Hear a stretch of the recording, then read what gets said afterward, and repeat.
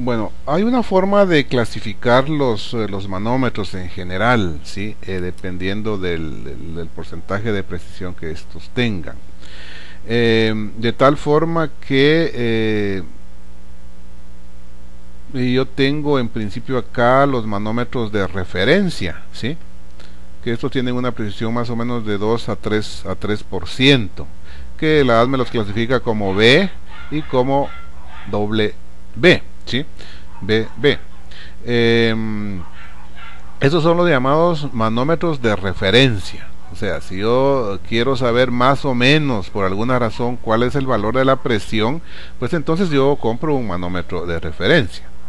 Luego, si ya necesito una precisión mayor, pues ya va a ser un manómetro de proceso, ¿sí? En donde ya andan del 1 al 0.5%, ¿sí? Entonces el primero pues es catalogado como A, como doble A, ¿sí? Y el más utilizado, dijéramos, como y de alguna manera acá aparece como un manómetro estándar, es el triple A, ¿sí? Que es el de 0.25%, que es el manómetro estándar, ¿sí? Generalmente cuando yo adquiero un manómetro, pues yo veo la precisión que necesito. Generalmente en la industria, pues los que vamos a seleccionar van a ser ya sea un proceso o un manómetro estándar, cualquiera de estos. Por último aparece acá el 4A, ¿sí? Dice 0.1. Este es un manómetro patrón. Este es un manómetro que si en caso lo tuviéramos en la planta, ese lo vamos a sacar una vez cada año de su cajita, ¿sí? Porque únicamente nos va a servir para calibrar los manómetros. Generalmente estos manómetros patrón pues solo los tienen en los lugares que se dedican específicamente a calibrar manómetros. Entonces esta es la forma en que la ASME clasifica los manómetros. B, que es un manómetro de referencia, doble B es también un manómetro de referencia, el A ya es un manómetro de proceso, el doble A también es uno de proceso, el triple A pues es el manómetro estándar y el de 4A pues es el manómetro patrón. Los manómetros medidores de presión eléctricos y electrónicos, ¿sí? Pues estos hacen variar ya sea tienen varios elementos, ¿sí? En los cuales se hace variar, por ejemplo, acá la resistividad, ¿sí? Por ejemplo, este es el transductor resistivo, ¿sí? En donde lo que tengo es en la parte interior de acá, lo que tengo prácticamente es un fuelle, ¿sí?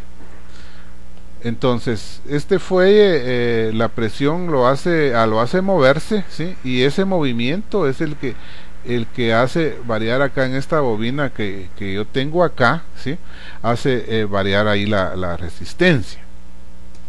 De igual manera este otro que lo que me hace variar es la inductancia, ¿sí? Opera exactamente bajo el mismo principio. Acá tengo el fuelle, ¿sí? Entonces ese movimiento hace mover este núcleo magnético dentro de la bobina, ¿sí? En este otro de acá pues su configuración es diferente. Vemos que acá tenemos la entrada de presión hacia esta cámara. Luego acá se tiene un flotador, acá prácticamente es un tubo U, y entonces acá este movimiento del flotador, ¿sí? Es el que se aprovecha para variar acá la inductancia. Luego esa señal, pues en este caso de acá, pues se trae para acá, ¿sí? Para provocar otro movimiento acá, y es el que se aprovecha finalmente en el indicador. Luego el medidor de Pirani, ¿sí? Es otro medidor acá dentro de esta categoría, ¿sí? Aquí se utiliza un pez de Wheatstone para equilibrar la resistencia del filamento de tungsteno. El rango de medición pues es bien bajo, es de 0.1 milímetros de Hg hasta un máximo de 1 psi, ¿sí? Luego el medidor de termopar para vacío, ¿sí? Este utiliza un termopar, como su nombre lo indica, es un medidor de temperatura básicamente, ¿sí? O sea, es un medidor inferencial.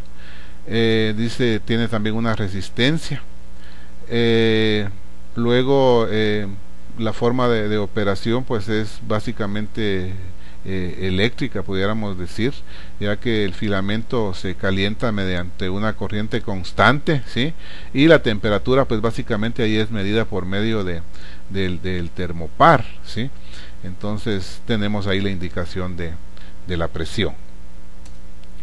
Luego, en cuanto a la selección de los medidores, ¿sí? Recuerden ustedes, tenemos que tomar en cuenta para el medidor como tal el círculo aquel en donde íbamos del elemento primario al secundario o del secundario al primario. Pero aquí en términos generales podemos decir que para la selección de mi instrumento, pues yo debo de tomar en cuenta, por ejemplo, el tamaño de mi instrumento acorde al espacio, la facilidad del montaje, la durabilidad y bajo costo, pues si lo voy a someter a vibraciones o no, ¿sí? Que sea de una fácil lectura o interpretación, y pues el mantenimiento, mejor si es libre de mantenimiento, ¿sí? O si es factible de calibrarse, por ejemplo. El rango de la carátula, ¿sí? El tamaño en sí de la carátula, el tipo y material de la caja, pues si este va a estar sometido a la intemperie, pues tendrá que ser una caja que soporte la intemperie, un acero inoxidable, podría ser en el caso de ser un medidor para el área de alimentos, ¿no? Y así las demás variables como el material del burdon, dependiendo de la aplicación y de la presión, la exactitud aparece acá, pero recuerden ustedes de que también la precisión, o sea, un instrumento debe ser preciso y también exacto, ¿sí? El montaje y las opciones que yo tenga para la transmisión de la señal, si así fuera el caso. Luego acá pues les tengo unas vistas de unos transductores de presión, si está el transductor óptico y el transductor electrónico. Esta pues ya es una vista montada en una tubería de un transductor, ¿sí? Y por último, pues como ustedes sabrán o se podrán imaginar los rangos de presión de los medidores. O sea, acá pues aparece una guía de la presión, por ejemplo los manómetros de tipo cubeta, ¿sí? Los de tubo U, conforme van acá variando, pues va variando acá el campo de medida de mi instrumento, pueden ver, y acá pues la presión en bares, va desde 6 bares, ¿sí? Hasta 600 bares, por ejemplo, este tipo de medidor, y así sucesivamente. O sea, esta es una tabla que por ahí encontré para que más o menos se den ustedes una idea, pero existen otras tablas mucho más completas en donde ustedes pueden ver la capacidad de medición, por ejemplo, dependiendo del tipo de medidor que sea, del tipo de elemento primario, ¿sí?